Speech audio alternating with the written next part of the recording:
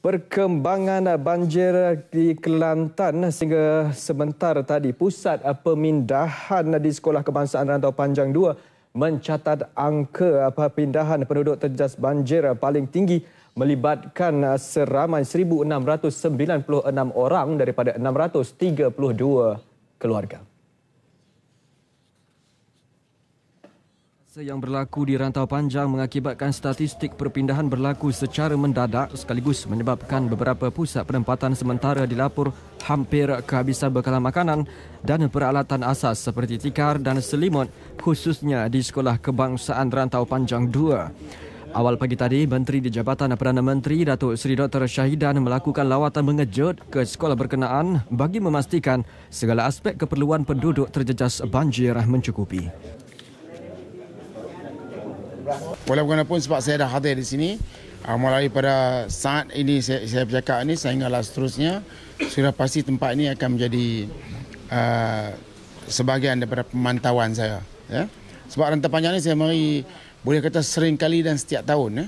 Dan mereka sini macam sudah biasa, dah ada tukang masaknya, dah ada.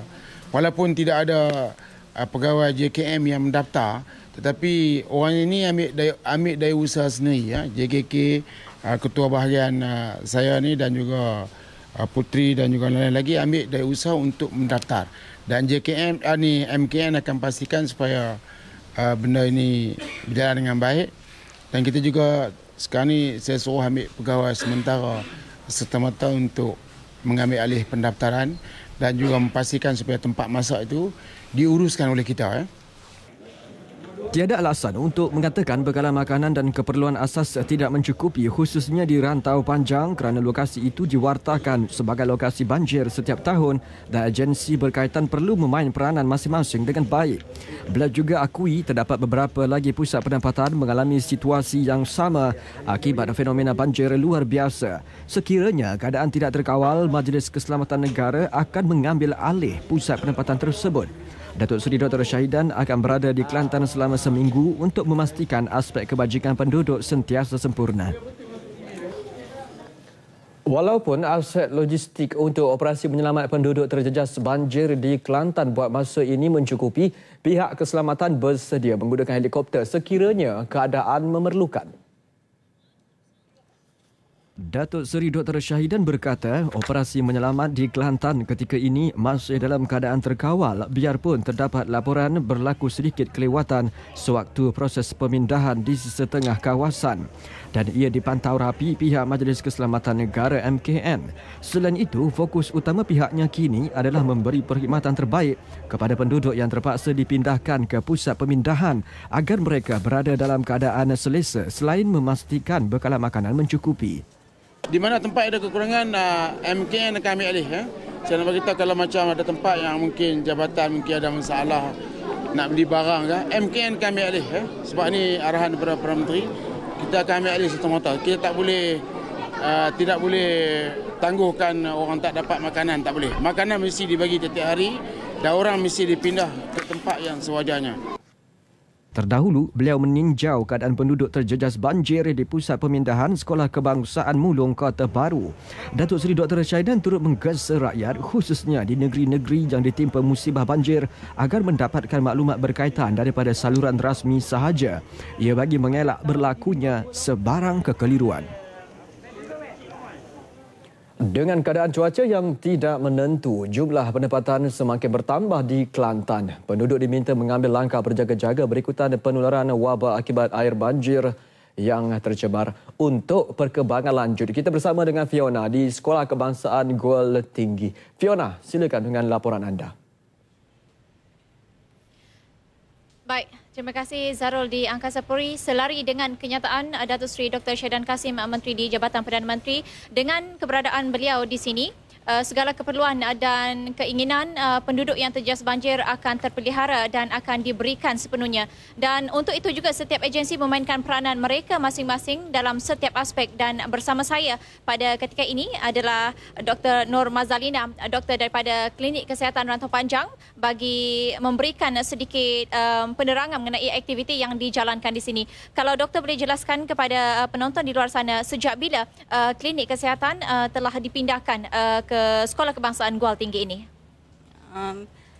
Pihak klinik telah berpindah ke Sekolah Gual Tinggi bermula daripada hari pertama banjir, di manakah klinik kami juga mengalami banjir dan tenggelami air. Dan kami beroperasi secara 24 jam di Sekolah Gual Tinggi, di mana terdiri daripada 5 anggota doktor dan anggota sokongan yang lain seramai 15 orang, iaitu secara 3 shift lah, 24 jam di sini. Dan bagaimana pula dari segi keperluan ataupun dari kebanyakan penduduk yang berada di sini, apa jenis penyakit yang seringkali mereka menjumpa doktor untuk mendapatkan rawatan? Kebanyakannya kes biasalah, seperti demam sesama, iaitu penyakit yang tidak berjangkit, dan penyakit seperti kulit makan air, penyakit fungal, dan itu sajalah. Belum ada kes yang lebih berat dilaporkan di sini? Setakat ni tiada, cuma seperti semalam kita ada refer kes kanak-kanak kena gigit ular lah. Dan juga pesakit strok di mana tidak sesuai lah untuk tinggal di pusat pemindahan. Baik, sebagai langkah berjaga-jaga, nasihat doktor kepada semua penduduk di luar sana, sebagai langkah berjaga-jaga jika mereka mengalami sebarang simptom atau apa-apa saja simptom untuk segera berjumpa dengan doktor. Nasihat saya terutama bagi penyakit kronik seperti diabetes, hypertension, memandangkan banjir tidak menentu, diharap dapat datang awal ke klinik untuk dapat bekalan ubat lah. Baik, terima kasih kami ucapkan kepada Dr. Nur Mazalina daripada Klinik Rantau Panjang. Dan saudara, dalam masa yang sama pada ketika ini, wartawan Sukat Afal Zulhafiq Harim bersama dengan Mercy Malaysia ada di kawasan lain dalam misi bantuan kemanusiaan bencana. Apa kata kita terus saja bersama Zulhafiq Harim ketika ini? Zulhafiq? Baik, terima kasih Fiona. Ketika ini saya berada di Sekolah Kebangsaan Kedai Tanjung, salah satu penempatan yang menempatkan lebih 1,000 penduduk terjejas banjir. Dan ketika ini saya bersama dengan Mercy Malaysia dalam satu aktiviti kemanusiaan yang dilakukan mereka khusus di kawasan Kelantan dan di Pasir Emas ini. Dan mungkin kita terus tanyakan apakah aktiviti dan apakah sumbangan yang dibawa oleh Mercy Malaysia ini khusus kepada penduduk terjejas banjir di sekitar Kelantan. Dan ketika ini di sebelah kanan saya ini bersama dengan Puan Azura Ibrahim selaku Ketua Logistik dan Keselamatan Mercy Malaysia. Okey Puan. Hari ini kita berada di Kelantan semenjak hari Jumaat. Kita sampai dalam tengah malam. Masa tu perancangannya untuk kita respon hanya Tanah Merah dulu. Tapi bila kita sampai Tanah Merah pun dah settle, kita move to Pasir Mas. Kita bawa dalam 2,000 hygiene kits. Hygiene kits ni dalam berbentuk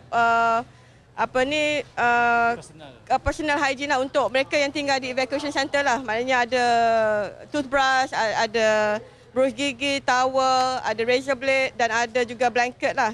Dan hygiene kit kita ni untuk satu keluarga 5 orang. Dan distribution kita dah started hari pertama kita sampai. Masa tu kita datang ke sekolah ini, air dah setakat ini kita naik bot lah. Tapi hari ni kalau you tengok keadaan ni dah banyak berubah. Air pun dah surut kawasan ini, tapi saya dapat berita kawasan lain air tengah naik. Jadi selain daripada itu, kita juga hantar barang makanan yang seperti beras, gula, kopi, teh dan minyak dan juga Maggi. Dijangkakan kami akan berada sini untuk juga sehingga proses post banjir lah. Kita akan provide. Sekarang juga kita ada tim kita, mobile klinik kita yang akan pergi daripada kawasan ke kawasan untuk bantu masa-masa banjir lain dan bekerjasamalah dengan JKM. Kita dapat sokongan baik dan padu daripada kita punya donor, iaitu CIMB Bank, Exxon Mobil, kita ada Sam Darby Foundation, kita ada Maybank Foundation yang tolong berikan kita keuangan, dan juga kita ada working partners kita JKM daripada HQ. Kita ada MKN, kita ada JKM lokal dan so far kita dapat kerjasama yang sangat baik on the field, on the ground. Dan kita juga bekerjasama dengan orang-orang kampung macam orang Lela, pakcik-pakcik kat sini. They have been very helpful and then memudahkan kerja kita lah. Dan saya tengok orang Kelantan tidak cerewet. Mereka senang untuk kita bantu. Ya, kalau masa dan bantuan tu mereka tak komplain. So far saya tak dengar lagi ada orang komplain makan sardin ya. Lepas itu, apakah perancangan seterusnya dipahamkan bahawa pengedaran food pack ataupun pack makanan kepada penduduk? InsyaAllah petang ini kita akan buat satu lagi koordinasi meeting dengan agensi-agensi berkenaan sebab semalam walaupun kita dah buat koordinasi meeting, sekarang ni kita ada banyak perubahan ya. Air naik dan ada juga bantuan-bantuan yang daripada agensi lain. Jadi untuk memastikan tidak ada overlapping, kita akan buat koordinasi, insyaAllah petang nanti kita akan buat bantuan makanan lah untuk ke tempat-tempat yang tidak dapat dimasuki. Kemungkinan perancangan pagi tadi akan berubah sedikit. Okay. Terima kasih Puan kerana sedia bersama kami.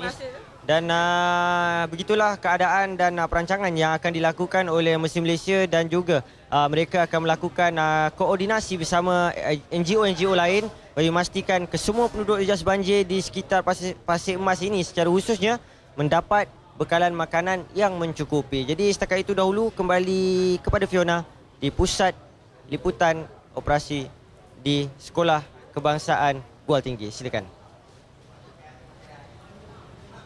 Baik, terima kasih Zulhafiq. Bersama Zulhafiq Halim di sana adalah Museum Malaysia dan hari ini juga lebih ramai NGO dan sukarelawan tampil bagi memberikan sumbangan. Dan hari ini dipercayai Kelab Putera 1 Malaysia dan juga The Red Warriors akan datang ke Sekolah Kebangsaan Gual Tinggi ini bagi memberikan sumbangan dan bertemu dengan penduduk yang terjejas banjir di sini. Keadaan cuaca di sini ketika ini sedang hujan dan kami harap lebih ramai penduduk mengambil langkah berjaga-jaga. Jika kawasan air di kawasan rumah anda dinaiki, cepat-cepat pergi ke pusat pemindahan yang telah ditetapkan. Zarul, itu saja yang dapat saya kongsikan langsung dari Pusat Operasi Liputan Lokasi Skuad Alpha di Sekolah Kebangsaan Gual Tinggi ini. Kita kembali dahulu ke Angkasa Putih. Silakan, Zarul. Lebih 300 penduduk dan peniaga di sekitar jajahan terlibat banjir di Kelantan mengalami kerugian teruk apabila kenderaan dan barangan di kedai mereka gagal diselamatkan berikutan air naik secara mendadak sejak malam Khamis lalu. Keseluruhan kenderaan yang ditinggalkan di pekarangan Masjid Beijing dan di Pekan Rantau Panjang mengalami kerosakan selepas ditenggelami air. Kebanyakan penduduk yang ditemui terkejut dengan kejadian banjir tahun ini yang agak besar berbanding sebelumnya. Tinjauan RTM di Pekan Rantau Panjang mendapati semua kedai masih ditutup dan ada segelintir peniaga mencuci barang milik mereka yang ditenggelami air. Mai tengok tu air memel lah. Lebih kurang sekaki setengah gitulah. Kalau dalam kedai. Lepas tu kita pun sudah standby. Tapi tak ada lagi lah pasal air besar sangat. Kita tak ada nak larinya apa ni. Masa ada bumbung pinggir dapur mana air mah kita ada kata lagi mah. Bawa sore pergi rumah nu. Tano duduk rumah sore. Tano duduk rumah akik apa tu. Tami aja semua kursi. Air sekarang ni pak kursi pinggir mak habis lecing. Di perkarangan Masjid Beijing, masih terdapat kenderaan yang tidak dapat dikeluarkan kerana mengalami kerosakan enjin. Kereta mereka terpaksa ditarik ke bengkel menggunakan kenderaan penunda. Penduduk juga menyuarakan perasaan terkejut kerana tidak menyangka kejadian banjir kali ini agak serius menyebabkan mereka mengalami kerugian besar. Paling besar lah tahun ini pada tahun 2007 tu. Ini lah paling besar. Jadi kereta habis pun ni, mampu lakon ni kereta ni. Dia tergelar habis kereta dalam ni. Saya cukup terkejutlah sebab tahun-tahun lepas begini juga orang simpan kereta, orang letak kereta. Tapi tidak begitulah. Tahun ini agak dalam. Hampir 1 meter air di dalam kawasan masjid. Tadi ada di Masjid Beijing ni lebih kurang 1 meter. Masalahnya. Lepas tu air pun laju, segalanya laju. Duduk sebelah tu lah. Duduk sebelah tu ada jual situ. Kita nampak banyak dah ni kereta ni. Kereta ni orang mari letak sini lah. Pasal sini kereta sini air tak ada dulu yang pasal tinggi. Tapi tahun ni lebih hak pada yang biasa. Sementara itu, keadaan banjir masih lagi tidak banyak berubah di Dungun, Terengganu. Sehingga kini seramai 2,909 penduduk terjejas banjir ditempatkan di 27 pusat pemindahan. Untuk perkembangan terkini, kita bersama wartawan skuad Alfa Faris Izzad Syahrudin di lokasi. Faris, silakan dengan laporan anda. Baik, terima kasih untuk makluman anda. Kini saya berada di Sekolah Kebangsaan Balai Besar, merupakan salah satu pusat pemindahan yang paling ramai menempatkan penduduk terjejas banjir di daerah Dungun ini, dan setakat ini seramai 649 orang telah pun dipindahkan di sekolah ini. Walaupun keadaan hujan telah pun reda sejak 2 hari lalu, namun masih lagi ada pertambahan penduduk terjejas banjir yang berdaftar di sekolah ini. Dan untuk menghuraikan dengan lebih lanjut perkembangan terkini di Dungun ini, bersama-sama dengan saya ialah Datuk Haji Muhammad Akil Haji Mat selaku pegawai daerah Dungun. Jadi terima kasih Datuk kerana sudi bersama dengan kami. Jadi mengenai perkembangan terkini, hujan telah pun reda tapi masih lagi ada mencatatkan pertambahan dari segi penduduk terjejas banjir. Mengapa? Ya, Assalamualaikum warahmatullahi wabarakatuh. Keadaan ini disebabkan oleh kerana biasanya hujan yang berlaku di daerah Dungun ni secara rutinnya dia akan berlaku di pendalaman. Terlebih dahulu dia bermula di Pasir Raja, kemudian dia air itu akan turun ke bawah ke kuala sungai, di mana bandar Dungun ini terletak di pinggiran sungai di Kuala Dungun. Namun dia akan turun ke kawasan yang di bandar ni, menyebabkan air sungai itu bertambah dengan air pasan, menyebabkan bahawa banjir di sekitar bandar Dungun ni dia semakin meningkat. Walaupun hujan tu agak reda sedikit daripada 2-3 hari yang lalu. Okey, baik. Jadi mengenai projek tempatan banjir yang telah pun siap beberapa bulan lepas, adakah ianya berkesan untuk mengurangkan kesan banjir khususnya di Taman Rakyat? Ya.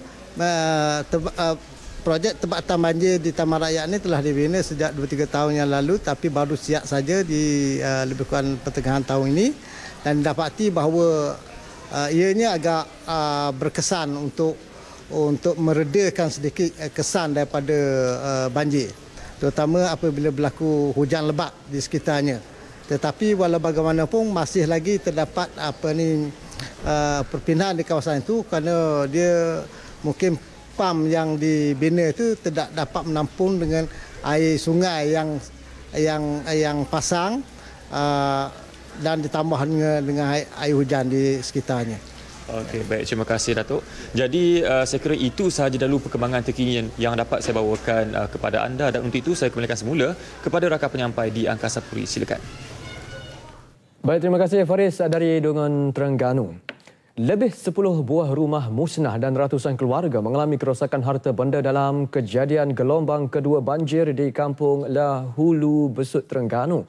Bukan itu sahaja, dalam kejadian pukul 5.30 petang Rabu lalu, terdapat beberapa buah kedai makan yang sebahagian strukturnya runtuh akibat dirempuh arus Sungai Keruak. Wartawan Nur Yusof ada laporannya. Setelah 4 hari laluan ini terputus akibat jalan utama dari Pekan Jertih ke Kampung Keruak ditergelami air sedalam 3 meter, baru semalam sebahagian laluannya boleh dilalui kenderaan berat. Peluang tersebut kami gunakan untuk melihat sendiri kesan teruk akibat banjir terutama di Kampung La. Kami terpaksa menaiki lori yang turut disertai wakil rakyat kawasan ini, Nawi Muhammad, yang juga Esko Pertanian Negeri. Ketika kami tiba, penduduk sedang membersihkan kawasan dan perkakas rumah. Lebih perit buat mereka apabila banjir kali ini turut menyebabkan lumpur setebal 0.03 meter memenuhi ruang tamu rumah. Menurut pengurusi Jawatankuasa Kemajuan Keselamatan Kampung JKKK Kampung La, Ruzelan Rashid, kebanyakan rumah milik penduduk tercabut bumbung dan pecah bahagian dinding baik konkrit atau papan. Manakala rumah yang terletak terlalu hampir dengan sungai pula tenggelam hingga paras bumbung menyebabkan atapnya tercabut di badai arus kuat. Sementara itu, arus kuat Sungai Keruak atau Sungai Besut ini menyebabkan jalan raya yang terdapat di kampung itu kelihatan umpama laluan sungai yang baru. Melihat keadaan itu, hampir semua penduduk yang tinggal berhampiran meninggalkan rumah masing-masing demi keselamatan ahli keluarga mereka. Malah mereka tidak sempat menyelamatkan harta benda berikutan air naik mendadak. Dalam tempoh beberapa jam sahaja paras air di dalam rumah naik sehingga 1.5 meter. Mereka ditempatkan di pusat pemindahan di masjid dan sekolah kebangsaan Kampung La. Banjir terburuk sehingga sebuah rumah dihanyut arus deras berlaku pada tahun 2000 dan selepas 14 tahun kemudian, menurut penduduk, gelombang banjir kedua ini hampir menyamainya. Pakat selamat nyawa-nyawa masing-masing dah hari kepadai kami tu. Tak boleh nak tolong dah. Pakat heret keluarga masing-masing. Mana ada sakit, heret tu heret. Pakat lari tepat selamat lah. Sebabnya moga air naik terlalu cepat. Masa tu saya tak cara bagai-bagai. Saya nak menyelamat mak saya dulu. Memang saya suruh suami saya ambil kereta, suruh pindah mak saya dulu tempat selamat. Barulah saya sipel bagai-bagai mana-mana dah tu. Pukul 6.30 saya sepak lari mak saya. Saya balik tu tak boleh lalu dah di jalan raya tu. Habis berlaku warai tu, tuhuk tanah berlaku. Tak masuk. Saya tak buat rano lah. Bahasa riodoh lah. Janji selamat apa? Selamat tu Dengan gelombang. Kalau you boleh ambil takat gambar masa itu, itulah buktinya. Betul lah. Sebahagianlah. Dah kita selamat tu, dia terbalik erak. Dah lah. Tindih kita dua beranak. Duduk sebelum ini api mati. Pun cabut lagi dah lah. Duduk dalam rumah. Tapi tak ada lagi dah. Malam tak ada siapa dah nak tolong. Dia memang cepat macam tahun 2000 juga air cepat naik. Mana tak ada, kita nak pindah sini, akak ni bagi tok sini, kita nak pindah lain ni pun selesai dah. Gitu. Banjir di Besut kini semakin pulih berikutan arah sungai utama iaitu Sungai Besut semakin surut dan kembali pada paras berjaga-jaga. Noy Yusof melaporkan untuk RTM.